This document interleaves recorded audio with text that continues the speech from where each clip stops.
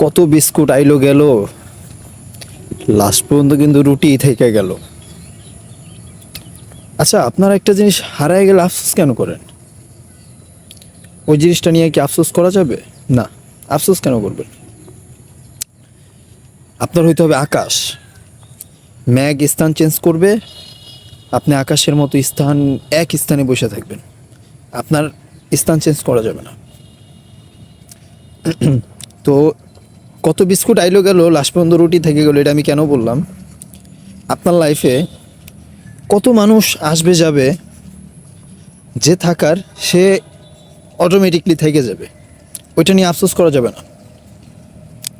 আফসোস করলেই সময় নষ্ট। আপনি ওইটা থেকে একটা জিনিস শিক্ষা নেন, দেখেন ভালো কিছু পাবেন, আমি আশা করি ওটা থেকে আপনি ভালো কিছু পাবেন। শিক্ষা নেন, হারায় ওটা নিয়ে আফসোস করবে না।